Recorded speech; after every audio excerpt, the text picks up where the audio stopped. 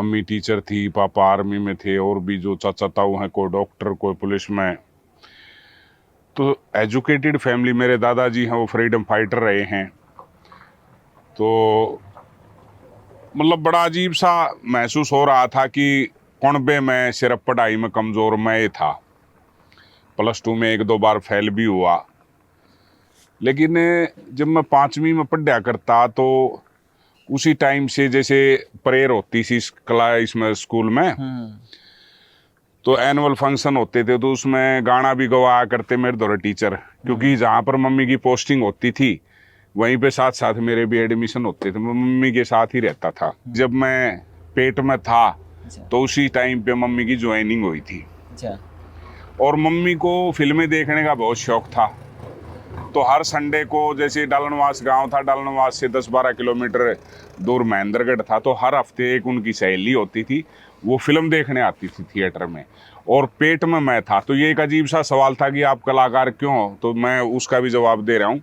तो मम्मी से मुझे ये जवाब मिला कि बेटा मैं अपनी आंखों के माध्यम से तू भी देख लेता। तो 5वीं में गाया करता वो गाना था,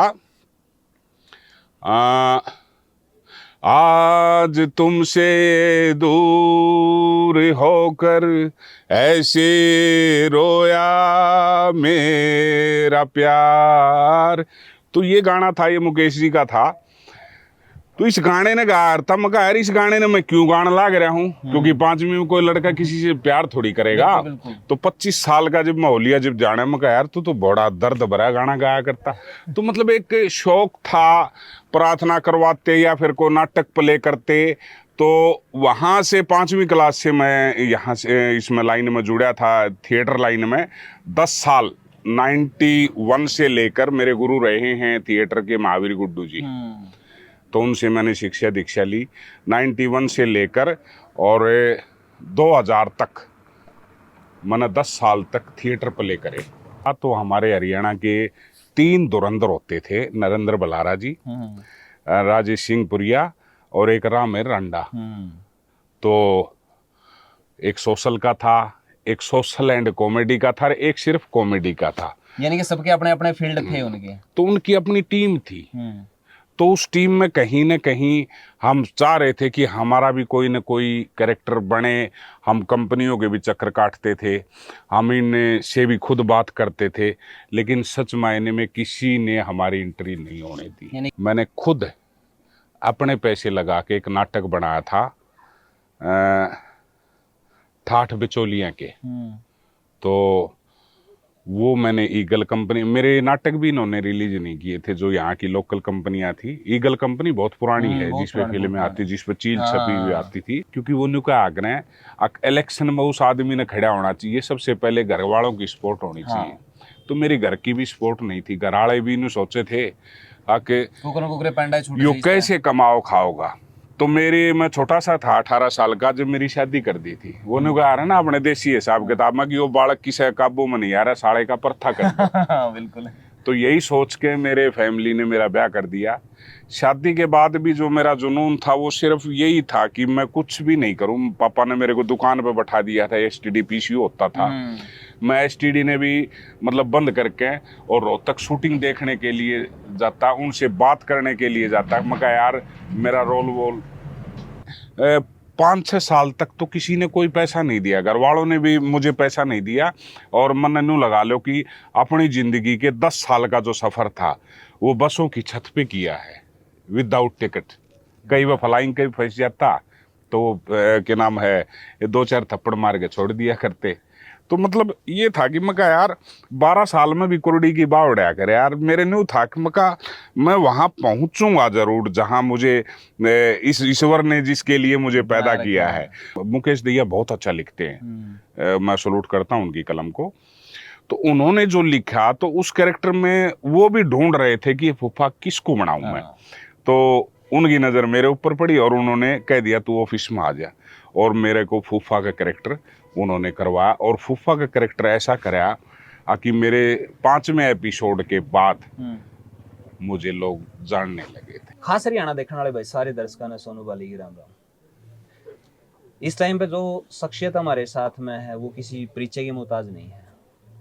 क्योंकि एक ऐसा नाम जो काफ़ी लंबा टाइम तक आप सुनने लग रहे हो, जोगिंदर कुंडू।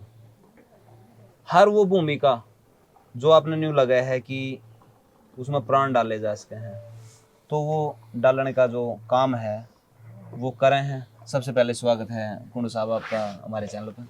भाई आपका भी स्वागत है। और जितने भी खास हरियाणा यूट्यूब चैनल ने देखने लग रहे हैं, तो मैं आया हूँ तब बात सुनियो कुछ वो बातें जो आपने नहीं सुनी आज तक, क्योंकि कलाकार की अपनी एक अलग दुनिया है। और कलाकार और पत्रकार और नेता ये एक कैटेगरी में आओ हैं, क्योंकि कलाकार ने भी बोलना पड़े है, नेता भी लंबे चौड़े भाषण दे है, और पत्रकार भी बेचारा माइक ने लेके भोके जा है। तो खास हरियाणा के भाई पत्रकार, क्या नाम है जी आपका? सोनू बाली। सोनू बाली। आज हम यहाँ पर नरेश डांडा जी के प्रोग्राम में आए हुए थे, तो उन्हीं के फार्म हाउस पे भाई से मुलाकात हो गई। तो आदेश करें जी। है कुंडू साहब, देखो बहुत सारे आपने इंटरव्यू पहला भी जरूर दिए होंगे और बहुत सारी बातें शायद उनमें भी पूछी गई होंगी, लेकिन एक जब आपने स्टार्ट कराया होगा वो दौर रहा होगा जब मेरे हिसाब से बहुत सारी चीज़ों का अभाव रहा होगा और एक परिवार में जागरूकता की भी कमी रही होगी कि कड़ाई काम चालू कर लिया। तो किस दौर में शुरू कर दिया आपने? दरअसल ये है कि मैं एक बहुत पढ़े लिखे परिवार में मेरा जन्म हुआ है। मम्मी टीचर थी, पापा आर्मी में थे, और भी जो चाचा ताऊ हैं, कोई डॉक्टर, कोई पुलिस में। तो एजुकेटेड फैमिली। मेरे दादाजी हैं, वो फ्रीडम फाइटर रहे हैं। तो मतलब बड़ा अजीब सा महसूस हो रहा था कि कुणबे में सिर्फ पढ़ाई में कमज़ोर मैं ही था। +2 में 1-2 बार फेल भी हुआ, लेकिन जब मैं 5वीं में पढ़ा करता तो उसी टाइम से जैसे प्रेयर होती थी इसमें स्कूल में, तो एनुअल फंक्शन होते थे, तो उसमें गाना भी गवाया करते मेरे दौरे टीचर, क्योंकि जहाँ पर मम्मी की पोस्टिंग होती थी वहीं पे साथ साथ मेरे भी एडमिशन होते थे, मैं मम्मी के साथ ही रहता था। तो ये महेंद्रगढ़ नारनौल साइड की बात है, तो वहाँ पर मम्मी की पोस्टिंग थी स्टार्टिंग में। और ये एक मम्मी सौभाग्यशाली मानती है मुझे कि जब मैं पेट में था तो उसी टाइम पे मम्मी की ज्वाइनिंग हुई थी। और मम्मी को फिल्में देखने का बहुत शौक था, तो हर संडे को, जैसे डालनवास गांव था, डालनवास से 10-12 किलोमीटर दूर महेंद्रगढ़ था, तो हर हफ्ते एक उनकी सहेली होती थी, वो फिल्म देखने आती थी थिएटर में, और पेट में मैं था। तो ये एक अजीब सा सवाल था कि आप कलाकार क्यों हो, तो मैं उसका भी जवाब दे रहा हूँ। तो मम्मी से मुझे ये जवाब मिला कि बेटा मैं अपनी आंखों के माध्यम से तू भी देख लेता था। एक बार आपने भी सुनी होंगी ये बहुत सारी बातें, भाई अभिमन्यु ने चक्कर व्यू तोड़ा था और उसके जो 6 चक्कर थे वो सारे के सारे पेट में सुनकर ने मतलब उसकी सीखे हुए थे। 7वां चक्कर जब बतावन लग रहा था तो पेट में उसकी नींद आ गई, फिर वो नहीं तोड़ पाया था। तो वही चीज़ मेरे साथ मेरे हिसाब से आपके साथ में भी बनी है कि जो एक्टर थे उन एक्टरों की जो फीलिंग थी, जो उनके भाव थे उस टाइम पे, जो आपकी माता जी का भाव रहा होगा वो आप में जरूर आया होगा। तो यही कारण है कि मैं कलाकार हूँ। और फिर क्या था कि मेरे मम्मी पापा को भी नहीं पता था कि वो पढ़ाई में इतना कमज़ोर है, क्या करे। मम्मी की इच्छा थी आगे वो +2 कर ले तो इसको जेवीटी टीचर, जेवीटी वगैरह करा के इसने मास्टर लगवा दूँ। पापा की ये इच्छा थी कि वो +2 कर ले तो इसने फौज में भर्ती करा दूँ। तो दोनों के अलग अलग टारगेट थे और मैं दोनों पे खरा नहीं उतर पाया और +2 में फेल पे फेल होता चला गया। चक्कर क्या था कि कलाकारी का, क्योंकि उस टाइम पे स्कूल टाइम में एक गाना गाता था मैं, बहुत आज भी मुझे याद है। लेकिन उस गाने के भाव जब मैं मैच्योर हो लिया 20-25 साल का, जैसे एक प्रेमी प्रेमिका की जो तड़प होती है, उनकी जुदाई होती है, तो 5वीं में गाया करता वो गाना था, आज तुमसे दूर होकर ऐसे रोया मेरा प्यार। तो ये गाना था, ये मुकेश जी का था। तो इस गाने ने गाया था, मैं कहा यार इस गाने ने मैं क्यों गाना लाग रहा हूँ, क्योंकि 5वीं में कोई लड़का किसी से प्यार थोड़ी करेगा। बिल्कुल। तो 25 साल का जब माहौलिया जब जाने, मैं कहा यार तू तो बड़ा दर्द भरा गाना गाया करता। तो मतलब एक शौक था, प्रार्थना करवाते या फिर कोई नाटक प्ले करते। तो वहाँ से 5वीं क्लास से मैं यहाँ से इसमें लाइन में जुड़ा था, थिएटर लाइन में 10 साल। 91 से लेकर मेरे गुरु रहे हैं थिएटर के महावीर गुड्डू जी। तो उनसे मैंने शिक्षा दीक्षा ली 91 से लेकर, और 2000 तक मैंने 10 साल तक थिएटर प्ले करे। और उस टाइम पे वीडियो का दौर था, लेकिन बड़ी बड़ी जो वो वीसीआर की कैसेट होती है ना, कैसेट आई थी, बाद में सीडी आई थी। तो वीसीआर की कैसेट को रिकॉर्ड करने के लिए बहुत बड़े बड़े कैमरे ख्वाबदर का रखना पड़ेगा करदा वो। यस, तो उन पे शूट होता था। तो हमारे हरियाणा के 3 धुरंधर होते थे, नरेंद्र बलारा जी, राजेश सिंह पुरिया और एक रामेर रांडा। तो एक सोशल का था, एक सोशल एंड कॉमेडी का था, एक सिर्फ कॉमेडी का था। यानी कि सबके अपने अपने फील्ड थे उनके। तो उनकी अपनी टीम थी। तो उस टीम में कहीं न कहीं हम चाह रहे थे कि हमारा भी कोई न कोई कैरेक्टर बने। हम कंपनियों के भी चक्कर काटते थे, हम इन से भी खुद बात करते थे, लेकिन सच मायने में किसी ने हमारी एंट्री नहीं होने दी। यानी कि कोई हाथ पकड़ने या कोई नहीं मिला। तो उस दौर में ये बात है करीबन 96 के आसपास की, मैंने खुद अपने पैसे लगा के एक नाटक बनाया था, ठाठ बिचौलियाँ के। तो वो मैंने ईगल कंपनी, मेरे नाटक भी इन्होंने रिलीज नहीं किए थे, जो यहाँ की लोकल कंपनियाँ थी। ईगल कंपनी बहुत पुरानी है, जिसपे फिल्में आती, जिसपे चील छपी हुई आती थी। तो उसमें दे के आया। फिर मैंने उसके बाद 10 एक नाटक बनाए अपने पैसे लगा। कुछ मिल जाता, जैसे मान लो 20,000 लग गए तो उड़े तो 10,000 मिल गए। फिर अगला 10 में बना दिया, उसके 15 मिल जानते। तो मतलब ऊपरातड़ी होके मैंने 10 एक प्रोजेक्ट बनाए। उसके बाद मतलब मैं उन कंपनियों में गया, मैं कहा सर ये मेरी सीडी आई है, ये मेरी वीडियो आई है। उसके बाद भी किसी ने कोई भाव नहीं दिया, क्योंकि वो न्यू का आग्रह इलेक्शन में उस आदमी ने खड़ा होना चाहिए। सबसे पहले घर वालों की सपोर्ट होनी चाहिए। तो मेरी घर की भी सपोर्ट नहीं थी। घर वाले भी न्यू सोचे थे कि यो कैसे कमाओ खाओगा। तो मैं छोटा सा था, 18 साल का, जब मेरी शादी कर दी थी। वो न्यू कहा ना अपने देसी हिसाब किताब में कि वो बालक किसे काबू में नहीं आ रहा, साढ़े का परथा कर। बिल्कुल। तो यही सोच के मेरे फैमिली ने मेरा ब्याह कर दिया। शादी के बाद भी जो मेरा जुनून था वो सिर्फ यही था कि मैं कुछ भी नहीं करूं। पापा ने मेरे को दुकान पे बैठा दिया था, एसटीडी पीसीयू होता था। मैं एसटीडी ने भी मतलब बंद करके और रोहतक शूटिंग देखने के लिए जाता, उनसे बात करने के लिए जाता। मैं कहा यार मेरा रोल वोल कंपनियां तो फ़ोन करता, 10 फ़ोन करता। फिर कंपनियों ने फ़ोन उठाने बंद कर दिए। तो मतलब एक अजीब सा था कि मैं क्या करूं। इनकम सोर्स ना होते हुए भी आप सिर्फ रोल मिल जाओ, मैंने कुकरे मेरी प्रतिभा दिखाने का मैंने मौका मिल जाओ बस। हाँ, पैसे तो सच बताऊं तो हालांकि मुझे छोटे मोटे रोल मिलने शुरू हो गए थे। सुपरलाइन कंपनी है, चीता कैसेट है, लेकिन 5-6 साल तक तो किसी ने कोई पैसा नहीं दिया। घर वालों ने भी मुझे पैसा नहीं दिया। और मन यूँ लगा लो कि अपनी ज़िंदगी के 10 साल का जो सफ़र था वो बसों की छत पे किया है, विदाउट टिकट। कई बार फ्लाइंग कहीं फंस जाता तो क्या नाम है, 2-4 थप्पड़ मार के छोड़ दिया करते। तो मतलब ये था कि मैं कहा यार 12 साल में भी कुर्डी की बाव उड़ाया करे यार। मेरे न्यू था कि मैं वहाँ पहुँचूंगा ज़रूर जहाँ मुझे इस ईश्वर ने जिसके लिए मुझे पैदा किया है। और रुकावटें देखो, हम कोई भी काम कर ले रुकावटें आती हैं, लेकिन वो जिद और जुनून और पाक और पवित्रता हो तो मैं ये छाती ठोक के कह सकता हूँ कि वो इंसान वहाँ ज़रूर पहुँचेगा जहाँ वो पहुँचना चाहता है। वो कौन सा दौर था, यानी वो कौन सी घड़ी थी जब आपने दिल ते न्यू महसूस होया कि ईब तक आ गए, वह दिन देखने नहीं मिलते हैं जो से आपने पहला देख लिए? वो टर्निंग पॉइंट जो आपकी लाइफ का रहा है इस लाइन में, वो कौन सा था?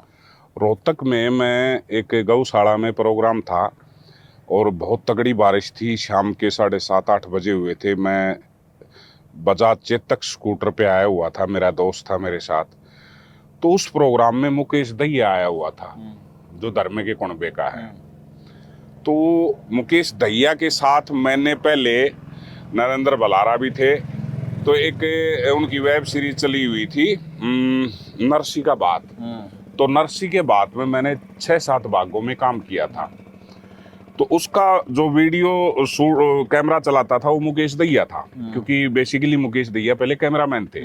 वो उससे पहले शादी वगैरह के उसमें फंक्शनों में अटेंड करते थे। फिर इसके सिंहपुरिया के, नरेंद्र बलारा के, इनके बहुत अच्छे तरीके से उन्होंने मतलब शूट किया।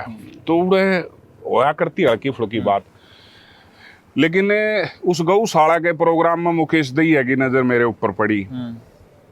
तो उसने मेरे को बुलाया, बोला कुंडू क्या कर रहे हैं आजकल? मैं कहा जी क्या करना, मैं इच्छा थी कि मैं यहाँ करूं, लेकिन काम कर रहा हूं, लेकिन लोगों को बताना पड़ रहा है जी वो सीडी, क्योंकि सोशल मीडिया तो ये शुरू हुआ है। पहले वो सीडी वगैरह था, और वाई सीडिया के बाद से ये 3 थे। 2016 के बाद दौर शुरू हुआ है सोशल मीडिया का। हाँ, तो ये सन तो मुझे याद नहीं है, मेरे ख्याल से 2018 या 19 की बात है। तो उस टाइम पे मैंने धर्मे के कुणबे में जो कैरेक्टर था फूफा का, वो मुकेश दहिया ने रियलिटी कैरेक्टर था, उनके फैमिली में ही था कोई फूफा। तो उसको डेवलप किया अपनी कलम। मुकेश दहिया बहुत अच्छा लिखते हैं, मैं सलूट करता हूँ उनकी कलम को। तो उन्होंने जो लिखा, तो उस कैरेक्टर में वो भी ढूंढ रहे थे कि फूफा किसको बनाऊं मैं। तो उनकी नज़र मेरे ऊपर पड़ी और उन्होंने कह दिया तू ऑफिस में आ जा, और मेरे को फूफा का कैरेक्टर उन्होंने करवाया। और फूफा का कैरेक्टर ऐसा कराया कि मेरे 5वें एपिसोड के बाद मुझे लोग जानने लगे थे। यानी कि कुणबा धर्मा का मैं आपका जो फूफा का रोल था नहीं, तो आपने जोगिंदर कुंडू की जगह पे तो कुणबा धर्माड़ा फूफा कहने लग गया था। वहाँ से मतलब एक मुझे ये लगा था कि जहाँ जो मेरी मंजिल है, जहाँ मुझे पहुँचना है, अब मैं पहुँचूंगा। उसके बाद सिर्फ और मेरी मेहनत और लगन निर्भर करती थी कि मैं कितनी शिद्दत के साथ वो कैरेक्टर निभाऊं और मैं उस मंजिल तक पहुँचूं। एक चीज़ और उस टाइम पे शायद बनी थी, कुणबा धर्मा का मतलब कई सारे कलाकार, कुछ गलतफहमी रही हो या फिर कुछ कारण रहे हो तो छोड़ कर चले गए थे। तो वो चीज़ उसमें उस टाइम पर नहीं रही थी, उसका बारे में थोड़ा बहुत बता पाओगे? मैं सिर्फ इतना ही कहूँगा कि ये आप मेरा इंटरव्यू ले रहे हो, ठीक है, 1% मैं कह देता नहीं यार आज मूड नहीं है, कभी फिर लेंगे, ठीक है, वो कसूर मेरा नहीं है, वो आपकी किस्मत का है। आप तो उम्मीद लेके आए थे, लेकिन आपके जो वेरिएशन है, जो हमारा ओरा है, उसने मेरे को नेगेटिव कर दिया। कुंडू मतलब मेरे व्यवसाय आकी कुंडू मना कर रहा है, ठीक, तो एक बार फिर रिक्वेस्ट कर लूँ, फिर मैं मना कर रहा हूँ।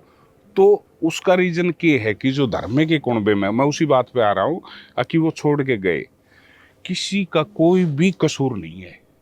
क्योंकि मैं प्रेमानंद को पिछले 1 साल से सुन रहा हूँ, और महीने में ज़्यादा नहीं ना 2-3 चक्कर मेरे वृंदावन में लगते हैं। पहले हमने सोचा करते कि दैया ने हमारे साथ ये व्यवहार कराया इसलिए मैंने छोड़ दिया, वो भी छोड़ गया, रामो भी चली गई, फंडी भी चला गया, फलाने दकड़े सारे चले गए। लेकिन सच्चाई ये है जो अब मैंने जाना है, जिसका दाना पानी जितने दिन, जिसका एक घनिष्ठ मित्रता जितने दिन लिखी है, वो ऊपर वाले ने लिख रखी है। हमारे कर्म कब तक ये इंटरव्यू चले, कब तक अगली मुलाकात पता नहीं हो या नहीं, सब कुछ लिखा है। हम ब्याह शादी के कार्ड छपवा ले, हाँ, उसमें लिखते हैं भाई बारात का आगमन, भोजन, विदाई, है ना। जब हम पैदा होते हैं तो हमारा भी कार्ड बन जाता है, बस हम उसको पढ़ नहीं पाते। शादी वाले कार्ड को तो पढ़ ले हैं, लेकिन हम उस परमात्मा का लिखे हुए कार्ड को नहीं पढ़ पाते। तो इसमें किसी का कोई दोष नहीं है, ये चीज होनी थी बस, ना दैया का, ना हमारा, ना रामो का, ना फंडी का। ये यहाँ तक का ये मामला चलना था, वो चला। और अब दैया भी मतलब ये है कि हम वहां से आए तो नए बच्चों को तो काम मिला है। देखो, एक शिखर हुआ है, किसी चीज का एक ग्राफ हुआ है जो हमेशा अपेक्षा का हिसाब से ऊपर जाता जा रहा है। लेकिन जब अपेक्षा टूटे हैं, जब उम्मीद टूटे हैं, और उसमें तो वो करैक्टर जो पब्लिक देखना चाहो उसमें तो निकल जाए, हाँ, सिर्फ आप चेहरे बदल दो हो, नाम रखना है तक जी गधा के ऊपर घोड़ा लिख दे तो घोड़ा को नहीं बने जी। सही बात। तो वो चीज नहीं हो पाई। ये माना कि मैंने मुकेश दहिया ने पूरा जोर लगा रखा है, सारा कुछ करने लग रहे हैं, लेकिन वो नहीं ग्राफ बन पाया जो आपका टाइम में था। देखो, रामानंद सागर ने रामायण बनाई, ठीक है, और रामायण के जो पात्र थे, हाँ, अरुण गोविल जी, हाँ, सीता माता, और जो अपने सुनील जी हाँ, हैं, लक्ष्मण का का रोल करा जो। देखो कितने सालों के बाद अयोध्या का ये मामला हुआ। मैं कहूँ तीनों से बड़ा कोई स्टार नहीं, कोई नहीं था, चाहे वो रहे हो एक हफ्ता, हाँ, ठीक है, लेकिन रामायण और भी प्रोड्यूसरों ने, डायरेक्टरों ने बनाई है, हाँ, बड़े बजट के साथ में ही बनाई होगी, अच्छे बजट में, अच्छे लेवल पे उन्होंने, मतलब जो भी वीएफएक्स वगैरह का, मतलब पूरा अच्छा मामला किया, क्योंकि उस टाइम पे इतनी सुविधाएं नहीं थी। लेकिन आज भी उस रामायण को ही देखना पसंद कर सकते हैं, पसंद करते हैं जो रामानंद सागर जी ने बनाई थी। लोग कंपेयर करें उसके साथ में तो लोगों ने सब सौदा फीका लग गया। हाँ, तो जब तुलनात्मक ढंग से देखा जावे तो वो ग्राफ नहीं बचा। तो अब धर्मे के कुनबे में जो आर्टिस्ट थे, रामो होगी, फंडी हो गया, फुफ्फा हो गया, है ना, वो सारे भाई, रामरती होगी, वो सारे कैरेक्टर एक फ्लो में चले हुए थे, ठीक है, लोगों की कनेक्टिविटी भी थी, हाँ, साथ। और उनके आपस में जो उनका लिखने का और उनका एक्ट करके और उनका जो बातों का जो तालमेल था, वो इतना अच्छे तरीके से चला कि शायद उस टाइम पे धर्मे के कुनबे से ऊपर कोई वेब सीरीज नहीं थी। नहीं चला। हर परिवार में देखे जाने वाला सबसे ज्यादा वो था। उसका एक छोटा सा मैं और भी बताऊंगा कि उस टाइम पे प्लेटफॉर्म भी नहीं थे इतने। आज तो घर घर में यूट्यूब चैनल हो रहे हैं, फेसबुक पेज बना रखे हैं, है ना, तो उस टाइम पे प्लेटफॉर्म भी इतने नहीं थे, और एक बेहतरीन चीज निकल के आ रही थी, और लोगों के दिलो दिमाग पे जो कर राम है, आज कई घरों में तो उनका कैलेंडर भी छपा पाओगा, जिसको अरुण गोविल को राम समझ के पूजा भी की जाती है। तो उसी तरीके से हमारे उन आर्टिस्टों की छवि, आज चाहे फंडी बदल लिया, चाहे फूफा बदल लिया, कुछ भी बदल लिया, लेकिन फूफा उसी को लाइक करते हैं जो पहले था, उसी फंडी को लाइक करते हैं। तो एक चीज और है, आपने काफी लंबा टाइम बिताया है, और लगभग मेरे हिसाब से आज भी उस एनर्जी के साथ में आप काम कर रहे हो जिसके साथ में आप इसमें एंट्री करी थी आपने। कभी आपका किसी ने मिसयूज भी कराया है कि आपकी मेहनत आना या फिर जो आप डिजर्व करो थे उसकी यूज एंड थ्रो करने की आपके साथ में कोशिश करी हो? क्योंकि कंपनियां हैं और पैसा है, बेईमान तो बना ही देगा शायद। अब इसका उत्तर भी मैं आपने वही बात दूंगा। अगर मेरे कोई पैसे रख लेता है, मान लो आपने बुला लिया मेरे को शूट पे, हाँ, और पैसे नहीं दिए आपने, तो दोषी आप नहीं है, मेरा भाग्य है, मेरे कर्म है। जो मेरी वेब्स हैं उन्होंने मना कर दिया आपको, कुंडू को पैसे मत दे, कोई दिक्कत नहीं, जान दे इसने। पहले क्या था कि आप मान लो पैसे नहीं देते, मैं लड़ू भेड़ू, मेरे पैसे देर, मैं पोस्ट गेरूंगा, मैं चारा आगे बताऊंगा, ये है वो। अगर भविष्य में अब मेरे साथ कुछ ऐसा हो जाए या मुझे नुकसान हो जाए या कहीं से, मुझे बुरा नहीं लगेगा, क्योंकि वो मेरे कर्म है। नहीं, एक और नहीं, चलो आपकी लाइफ में प्रेमानंद जी आने तक पहला आप इस बारे में सोचे कर दी कि उनकी कर्या तो माड़ा ही, या तो आई कर दी ध्यान में। हाँ, गाड़ी भी दी यार था मैं, मगर मेरे पैसे दे, मतलब हुआ है, क्योंकि जड़ई में वही बात है, कहीं ना कहीं पांचों आंगलियां बराबर थोड़ी हो। अच्छे लोग हैं तो बुरे भी हैं, लेकिन ईब है ना, सच बताऊं तो 100 में से 90 आदमी गलत है, खासकर हमारी फिल्म लाइन में, चाहे वो बॉम्बे की हुई, चाहे यहाँ की हुई, और जो 10 हैं उनकी गिनती नहीं होती। बहुत से फैमिली हैं ऐसे जिनके युवा बच्चे हैं, बेटियां हैं, बेटे हैं, तो वो मेरे से मिलते भी हैं कि भाई हमारे बच्चे को चांस दो, हमारी बिटिया को चांस दो। तो मैं तो एक बात कहता हूँ कि बिटिया को पढ़ाओ लिखाओ पहले, क्योंकि एजुकेशन ज़रूरी है। जब बच्चा पैरों पे खड़ा होगा ना, क्योंकि जो मैंने स्ट्रगल किया, बहुत बुरा वक्त देखा है, मैं सच बताऊँ, आपने नहीं बता सकता कि मैंने कितना बुरा वक्त देखा। तो मैं नहीं चाहता कि एक फिल्म का टारगेट लेकर अपने बच्चे को इसमें एंट्री करें।